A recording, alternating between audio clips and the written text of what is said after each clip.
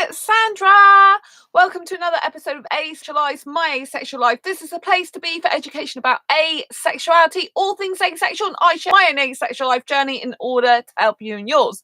If you haven't already subscribed, please hit the great big subscribe button down below right here, right now. Please hit that bell icon to get notified of every time I go live like now or post a new video.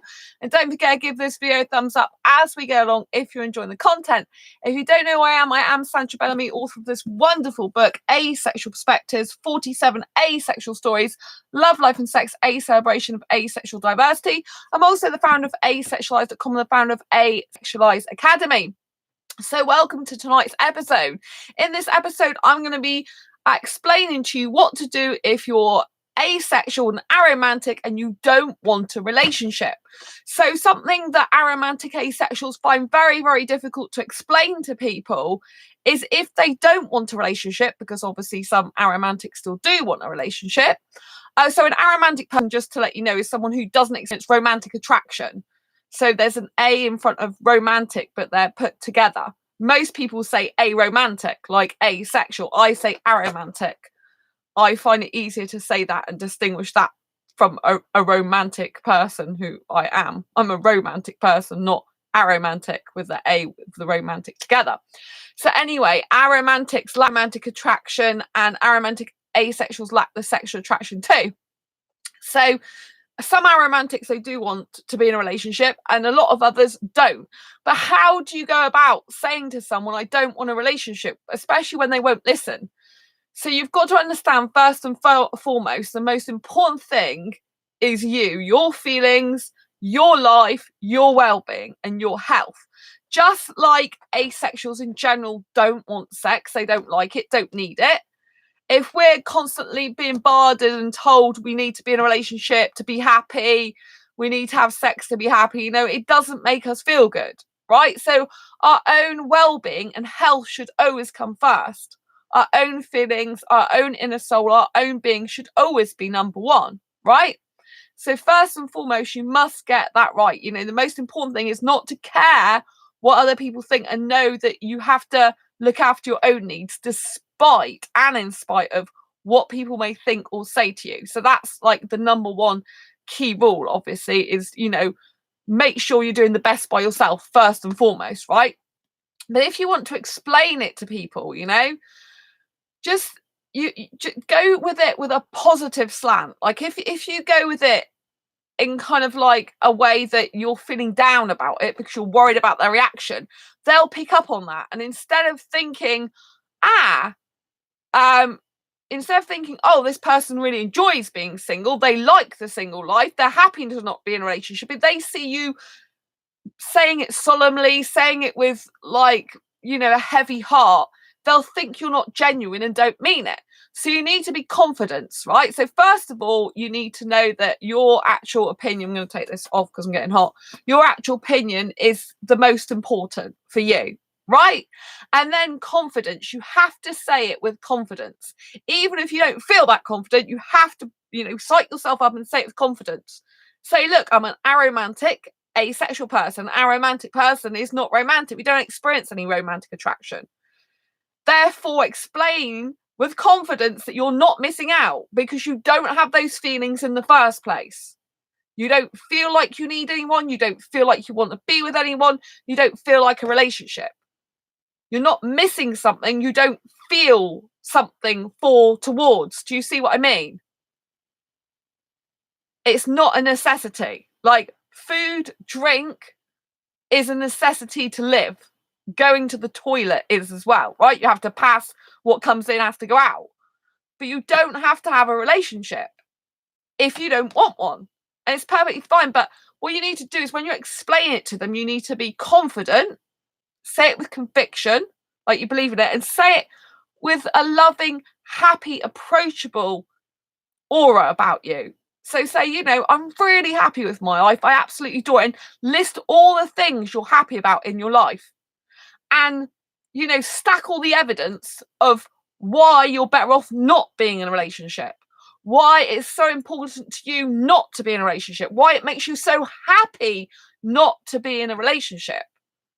You know, just stack all the evidence up, you know, and make it known that you are the happiest you've ever been in your life. You've got loads of projects you do, you've got friends, obviously you've got family. If you explain it to a family member, you've got all these things to fill your life, world, and cup up with, that you don't need a relationship, right? You don't have to have one. You don't need one. If they're worried about you getting lonely, just reassure them, I've got these friends and I'm quite self-sufficient. I can look after myself. Like, if you've lived on your own for a while, then that speaks volumes for itself, doesn't it? And you can have friends, and you will probably have some friends that last a lifetime. So always have someone there for you. None of us are guaranteed a relationship before we die anyway. None of us are guaranteed to be with someone. Even if you are in a couple, one of you usually dies before the other most of the time. So you're going to be on your own when you die anyway, a lot of the time, unless your friends are there. So actually, it's more likely that a friend's going to be there for you at the end, rather than probably the person you're in a relationship with, if you're the person that dies second. If you're the person that dies first, and obviously hopefully your loved one will be there. But we don't know what's going to happen to us. A lot of us could be single even if we don't want to be, or we desire a relationship. But the fact is, you've already worked out that you're comfortable, happy on your own. You don't need a relationship. And if you've got friends around, that bodes very, very well for your future and longevity and happiness. And you can plow the energy that other people use in relationships towards more productive things, like achieving goals, ambitions, and dreams, doing creative things, taking courses, traveling, going to see the world. The world's your oyster when you're single and you've got no ties to anyone. You can go and do what the heck you want whenever you want. You can see all the cultures around the world, you can experience different cuisines, you can absolutely go and do everything. I'm single and I love my single life, despite the fact I think I'm kind of like innately programmed into wanting a relationship. I'm 50-50 on it. Like, I like the romance, but I don't like the actual practicality, and at the moment I've not met a person that's suitable. But what I'm saying is, there's a lot more to do when you're single, because you've got tons of more time that's just your own. So you can plow your time, energy, and effort into yourself, into your creative pursuits. If you've got a career, a job you love, you can work your way up the ladder without worrying about going home to a partner and they're like, well, you're doing overtime tonight, honey, I'm not seeing you. You've got none of those thinking about another person. You can focus on yourself more, you can do your own thing, and you could actually get ahead in life a lot quicker on your own. There's a lot of benefits to being single and on your own. You can dance with who you want, when you want, you can kiss who you want. If you're into kissing, obviously, if you're aromantic and asexual, like this video is really about, then you're not going to even be usually into kissing. You're not missing out on anything. You have to explain this to the people that we obviously don't even have to explain anything, because you can just be yourself, and if people don't like it, that's their problem. But if you want to explain it, because it's how to explain it to someone, you can just tell them that your cup's so full, you're having this wonderful, amazing life without a relationship. You don't need one, you don't have to have one. Some of the people that have lived the longest, one of their pieces of advice is they stayed single. I had an elderly friend when I was a kid, and my mum said that when she before she died, she said that reason she's lived so long was because she's been single and wasn't in a relationship. Other people would probably argue the other case, that they live longer because they're in a relationship and they keep going for the partner in the relationship. So do you know what I mean? But that is obviously, when you're trying to explain to someone benefits of like not being in a relationship, there are tons of them. A lot of relationships do end up in divorce if you get married. A lot of relationships end up splitting up because men and women, or different genders and different personalities and different people, we're all different. It's very hard to maintain consistent and persistent compatibility. You've got to have a lot of the fundamentals there to have a long-lasting loving relationship to start off with. If you haven't got a lot longevity planned together of where you see yourself in 5 years' time each, it's never going to work. Oh, thanks for the thumbs up. Appreciate that. So you just explain all the happiness you have being single, all the benefits. Obviously, if you don't want a relationship ever, I'm talking about, as well, just just explain or how wonderful your life is without a relationship and how you don't need one and you're not missing out, because there's nothing to miss out on, because you don't feel like everyone else. And you love having friends and you've got friends, and that's all that matters to you. You know, I met someone at the UK Asexuality conference last year. She's Aromantic. She doesn't want a relationship.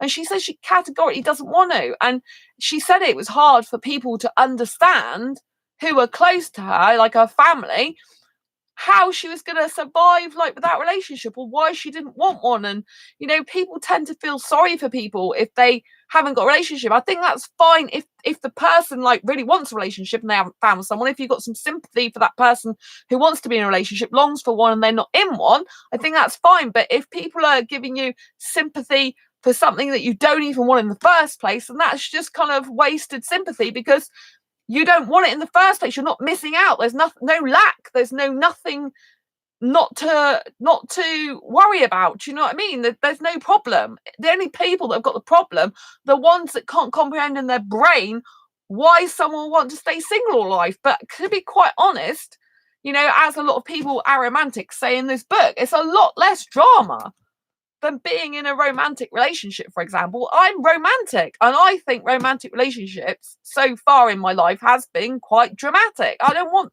all that drama all the time. You know, I am quite a dramatic person, I have to admit, in my personality, as in, you know, I'm quite bubbly and stuff like that. But there's a difference between being a bubbly, outgoing character and having a relationship that's constant drama, as in unhealthy drama, as in not getting along with each other, as in, you know, not being healthy relationships. So, you know, there's a lot of things that aren't so good about relationships. And if you're looking to persuade someone to come around to your point of view of not being in a relationship, it's best to list all the negatives, you know, because when you're building a strong case for anything, you need to list the reasons why you're not doing something. Just as you'd list the benefits of why you do something, you need to list all the benefits of not doing something, like all the negatives that come with relationships, you know, the emotional upset and pain. Because even the best of relationships, they're not going to be stable all the time. You're going to have some ups and downs, and you're going to have sometimes when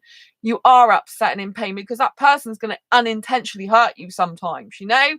And when you're single, you don't have any of that to worry about. Do you know what I mean? I mean, sure, life's not peaches and roses all the time, and you're going to have some upset and pain, but it's more like within your control most of the time, because you can choose how you react to it. You can choose to walk away from it. You can choose to forget about it. You can choose to go the other way. Whereas when you're in a relationship, you kind of have to be focused on sorting the issues out between each other. You have to set time aside, even if you're really knackered from work or you've been having a long day out or whatever. If you're in a relationship and that person's got a really big issue that they feel really bad in the relationship, you have to discuss that. And sometimes it might not be a convenient time. It could be midnight, and you can't go to sleep if you live with the person, you can't go to sleep next to the person until it's sorted out, you know. And these things happen sometimes.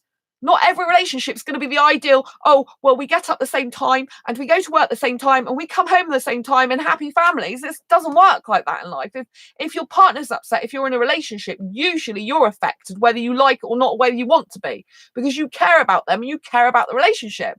And even if they have their own place, you don't want to be parting on bad terms. So you're both there thinking for hours, oh, I'm not sure if this relationship's going to work. Oh, that person said that thing, that person said that. You need to be sorting that out, right? That's adult thing to do, is sort it out. And, you know, you kind of have to judge as well whether it's a good time to sort things out or not, because you could end up saying things you regret more. But then if you let it go too far, you can fester and then, you know, explode even more. So you'll be very careful. So there's a lot of intricacies. There's a lot of things you need for a relationship, and it's a lot of hard work, you know. Like being on your own and single in a lot of ways is the majority of the time a lot easier in terms of looking after yourself. It's not easy because obviously you're more financially dependent on yourself if you don't live at home with your parents or live at home with you know, anyone else. But obviously, as an aromantic asexual, you can still share a house with a housemate. You can still have a friend that you live with, even though you're not in a relationship. So, you know, just because, oh, excuse me. So that's another thing, you know, if just because you're aromantic asexual you don't want to have a relationship. Doesn't mean to say you might not want a housemate later on. You could have someone as a housemate, a friend, or you could live near a friend. So you've always got some company if you want that. There are other ways to get things that people would normally get in a relationship, but get them just as a friend without ever having any relationship with any, being in a relationship with anyone. Do you know what I mean? Obviously, you've got a relationship with a friend, it's not a romantic relationship. And so, if you're worried about being aromantic and you're getting older and you're worried, like, if you're an only child, for example, you're thinking, oh my goodness me, what am I going to do? So long as you've got good friends and you're very, very able to take good care of yourself, like I've lived in this flat on my own now. I don't even know if I should say how long I've lived in it, but I've lived in it on my own for 15 years, like 5 years. I know I'm far too young for that, but that's how long I've lived in this flat on my own, and I adore this flat. But I have to support myself, and actually, like, people don't realize that a lot of the time when they talk to me. They seem to like, oh, there's a moth in here. Moth is my totem animal, as you know, my spirit guide. Bless it, it's a huge one as well. So you can have friends. That's what I'm saying. That you don't have to worry about the future if you've got good friends. So if you are aromantic and you're feeling like like worried about the future, and only child, then I'm only child, right? I only have my parents. I'm not aromantic. I'm romantic. I would desire a romantic relationship. There are lots of benefits I've just stated to having a single relationship, and I've lived in this flat, like I was saying, for 15 years on my own, and so I'm able to take really good care of myself financially, and that is a huge benefit. But it isn't easy. You have to really budget strictly sometimes, but I love living here. I'm so grateful and thankful that I've got such a beautiful flat. I've lived in some places that were horrible in the past. That's why I'm so radically grateful for this one now. It always feels like my home, even though I rent. It feels like it's meant to have been for me all my life. This is a favorite place I've lived since moving out of home. So it's beautiful. But so obviously, if you're single, you've got a lot of extra responsibility. If you're never going to be in a relationship, all the responsibility is on you. Everything's on you. But it actually helps you grow and develop and become a stronger person. Because if you're always relying on other people all the time, then what happens when something does happen to them, or they move away, or they get into a relationship? You're not self-sufficient and self-fulfilled on your own and able to look after yourself, then your world will come crashing down. So if you're an aromantic, asexual, and you're single and you don't want to be in a relationship, likely you've got lots of friends. And if you haven't, keep making friends online as well as in person. Go to meetup.com, for example, and join some groups there, and just gather, friends that are there for you, because we all need human contact, to be honest. It's one of the 5 ways to well-being. I used to teach for the NHS in the UK, and I used to teach for the recovery and learning community, which is part of the NHS. And I used to teach social media, actually, for the recovery of mental ill health. So I used to teach blogging, particularly, was one of the favorite courses I taught. And, people can really express themselves through a blog, and you can make friends through blogging. You set up a blog and you can go on other people's blog and comments, and you can actually meet some of these bloggers in real life eventually, and it's very freaky when you do, because I met one of the bloggers that followed me for a long time in London, and we went out for food and she started talking. I'm like, how do you know all this stuff about me? Because I was saying something. I'm like, she goes, and then she carried on my sentences, and I'm like, oh, you know it from the blog. Because you forget when you're doing all these streams and you're writing blogs, you forget what you've put sometimes, and like everyone knows you better than you. Really, they've got like a whole account of your history and what you said, and you're like, oh, did I say that? Oh, how do you know that? But yeah, so again, just to recap before I end this video, the first thing is, the most important thing is yourself, right? Whatever happens, what anyone else says, thinks, or does, the most important thing is, if you don't want to be in a relationship, you don't have to ever be in a relationship. It doesn't matter however much people put pressure on you, laugh, make you feel bad, if that's what they do, right? Obviously, if people are making you do that, making you feel that way, then move away from these people as much as possible. If they're your own family, it's a bit difficult. So you have to limit the time you spend with them. You know, if they're not going to listen to you, you have to limit the time you spend with them and just go your own way in spite of whatever they say. It's very difficult sometimes, you know, because especially if they're your parents, it'll be like a guilt trip. Oh, but I brought you up. You're my kid, you know, you should listen to what I say. It's like, you can listen to what they say, you can hear them, but you don't have to agree with it. You don't have to do what they say, you know, you're your own person. And whatever happens, you have to live your own life and be true to who you are. Life is so damn short. And if you know, something was to happen tomorrow and you haven't lived your life your way and you've just been living it however anyone else in the world wants you to live it, your family, friends, or whatever, then you're going to think, well, what did I do with my life? You know, and you don't want to be in that position. So live your life for you is the number one thing. Be happy with your own choice in life. Make your decision. And, you know, you can just change it if you want to later on. There's always that leeway that get out of what your mindset now into another mindset. But if you're of the mindset you never want a relationship, that's fine. There are lots of aromantic asexuals that never change their mind on that. They're perfectly happy on their own forever. So, and just because they're on their own doesn't mean to say they're alone. Do you see what I mean? Being on your own is like, I'm on my own, as in I'm on my own in this flat, I'm single, but I'm not alone in the I'm alone, you could argue, in this particular bedroom, but I'm not alone as in I've got friends, you know, I can talk to people online and stuff. So being alone is not the same as being on your own. So you can live a happy, successful existence of life being totally on your own without anyone. If you don't want to be in a relationship, and that's fine. So your number one rule is yourself is first, your own intuition, your own feelings, your thoughts, your emotions. You put yourself first. No matter what anyone else says, thinks, or does, it doesn't matter. It has to be you first and foremost. The second thing I mentioned was to have confidence when you're talking to people and explaining you don't want a relationship. If you're like explaining like this, going, I just don't want a relationship, you know, I really don't. And there's sadness in your eyes, there's a lull in your tone of voice, your mannerisms are down. They're going to think it's not what you really want and you're not being genuine in what you say. Hi, Heather. I'd rather be friends with singles anyway. Yeah. It's nice to see you, Heather. Lots of love. Yeah.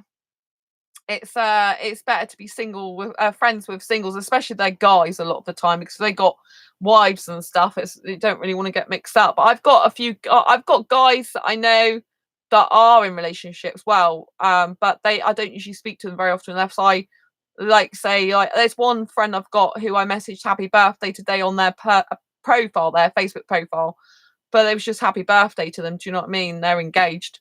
But that's about as far as our conversation goes. And sometimes I go where they work, so I say hello to them in that environment as well. But I don't go and hang out with them or message them loads. Not like blooming guys on Facebook. Jeez, some of them, they're married and they start messaging me. I'm like, why are you messaging me all this stuff when you're married? Go off and speak to your wife. Appreciate her and stuff. Do you know what I mean? So, but it's really important whenever you talk to someone, you know, to be confident, because people feel you're not being genuine when you're not showing you're confident. And I know really it's the opposite sometimes. Sometimes you're not confident because you really are genuine and you're worried about what people think. But that's not the impression it gives someone else. The impression it gives someone else is the fact that you're not really believing this yourself. You're telling yourself a lie. You're not being honest with yourself, and you'll change your mind. Do you see what I mean? So even though I know where you're coming from, because I know how difficult it is to explain to people something if you haven't got support around you or people are not listening to you, I know that. So it can make you have a lower voice. It can make you feel less confident in your body language. But it gives the impression to that person that they're right, that you're not strong about this because your body language is saying you're not strong. And instead of it just being you're not strong in yourself, it reflects as you're not strong about what you're talking about. Therefore, if you're not strong in what you're talking about, you don't believe it. So it's not true. So you'll notice if you ever come across people who do Facebook ads or YouTube videos for products they sell, you don't ever get someone saying this about a product like this. Not if they're doing an ad usually, because if you did, you'd switch over and get bored of them and think, person doesn't believe in themselves and their product, so why should I? Most people are back here, they're quite bubbly, they're quite energetic, they're saying all the features and all the benefits of this wonderful product, and you've just got to get it, because if you don't, something, your life's just not going to be the same without it, and you really need this product because it's just fabulous, and it's the best thing that's ever come out, and it's completely new, and you need this thing because it will just enhance your life. It will just make you feel amazing. And the benefits you get from this little investment is just going to far outweigh any little bit of cost it's going to be to you. It's just like one-time investment for investing yourself for a lifetime of happiness. You know what I mean? That people will be, if you talk confidently and upright and open your chest out and you're speaking with your hands going like this, you're using your hands to express yourself, you've sat more upright and you got bright eyes and you're confident and bubbly. People trust what you're saying when you're like that, even if inside that you're worried and scared and oh my god, freaking out. So long as you show that you're not like that, it's a little bit of acting sometimes, which is difficult to do, until you get used to being like that naturally. I'm just naturally like that, especially now I've done these videos for so long. I'm just like, yeah, let's go live on YouTube. And other people get freaked out about going on YouTube. They're like, oh my god, I can't do a video. Oh my god. And they sometimes sorry, the moth's really above my head now, bless you. Oh my god, flying really low. So you've got to be really confident, because some people are on camera, they're going like this, I can't be on camera, and they're worried about their hair and they're worried about their makeup. I mean, most of the time, well, quite a lot of my videos, well, the majority of the time, yeah, I don't wear makeup, and a lot of the time I'm in my pajamas as well. You know what I mean? I'm just getting on with my videos because it's more important for me to put content out regularly every single day, because this is my legacy. One of the people in my asexual groups who watches these videos, she said, besides your books for asexuals, you'll always have your YouTube channel, which has got loads of videos on there for people to use as resource for generations to come. And I hadn't really thought about it in depth like that, about what I do on this channel. But, I have had a couple of people lately saying this channel's really helped them. And I always feel really proud to get that feedback, And you have to be confident. I have to be confident to do this channel, right?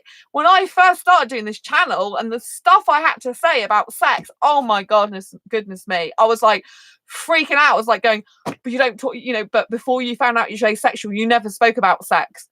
And oh my God, it means you've got to open up about private stuff if you're going to help people. And do you really want to do that? Because everyone in the world can hear at any time and they can just switch into it and can just listen to it, and it'll always be there. And once you put it out on Google, that's it, even if they try and delete it, and you've got these fears going through your head. But I just don't care about sex stuff, and I'm so detached from it that I don't really worry about revealing stuff about myself in the past anymore, because to me that was the past, and if it helps someone, I'd rather it be helping someone than me keep it within myself, because there's no benefit to me. As far as I'm concerned, I'm not going to have sex ever again. So the last time I had it was 2011. It's 2019. Now it's 8 years ago. In October was last time. So it's nearly a total of 8 years, because it's end of August now, isn't it? Coming up the end of August. So, you know what I mean? It's if I hadn't done what I do in these videos, people wouldn't be able to relate to me as much, because they'll be I'm only telling them bits about my life and not being so helpful. And I think that's what makes this channel very, very, very different to a lot of other asexual channels, is do tell my own very personal experience consistently and persistently. I'm always telling you what's happening in my life. I'm on this dating site, I'm on this dating app, this person approached me. Oh, thank you, Heather.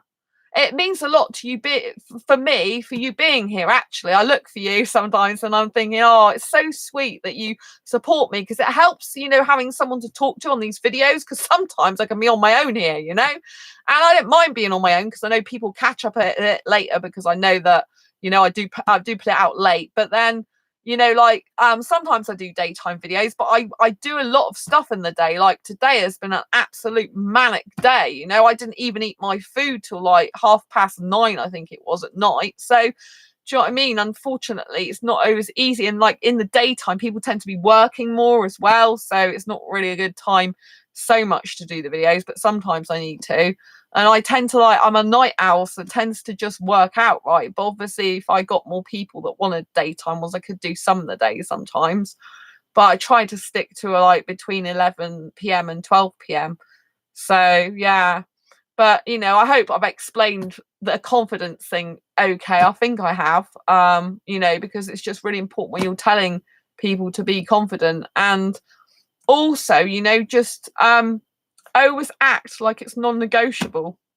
I've said this before about asexuality. My asexuality is non-negotiable. Someone can't come and tell me I'm wrong about who I am. And you've got to think that about relationships as well. No one can tell you who you are.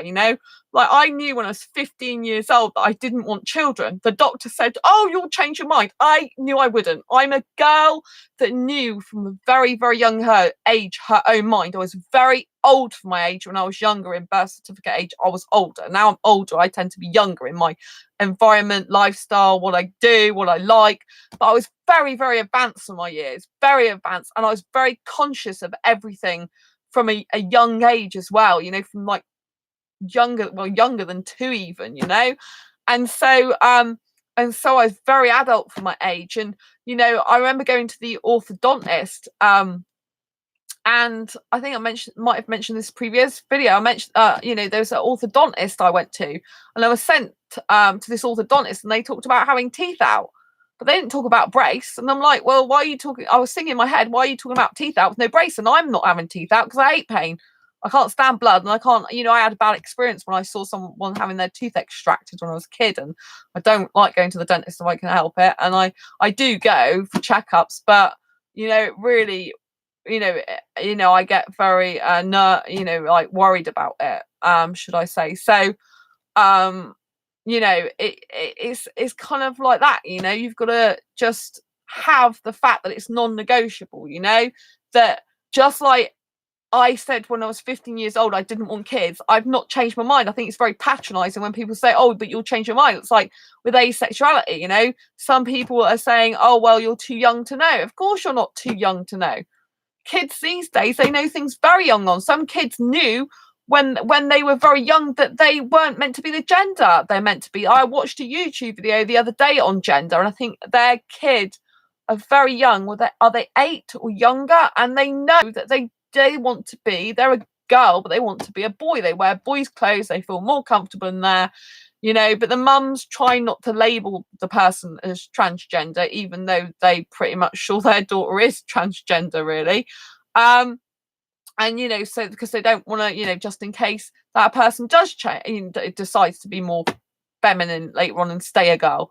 But they are, it's she's embracing her daughter's masculine traits and wanting to be more like a boy. And I think it's very important that parents listen to their child, because their child is, when you're a child, it's your years that that shape your life. And if you're not listened to and heard as a child, then it can have a detrimental, traumatic effect on you in years to come. I was always asexual, but I never knew it. And looking back now, it just really explains everything so well.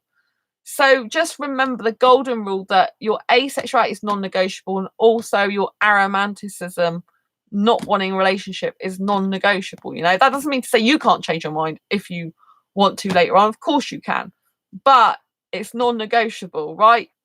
No one has the right to tell you how to live your life. Just keep being you. Anyway, I hope you found this video useful, helpful, insightful. If you have, please give it a thumbs up, and don't forget to share it with any friends who you think may benefit from it. And don't forget to subscribe down below if you haven't already. Hit that great big bell icon to get notified of every time I go live like now, post a new video. And don't forget to give this video a thumbs up if you're enjoying the content. Okay, and until next time, brace your quirky and each other's. I think I told you about the ending with the dentist. I didn't have the teeth out, if I didn't tell you already. Anyway, brace your quirky and each other's. I'll see you on the next live stream. Take care, all video. Bye.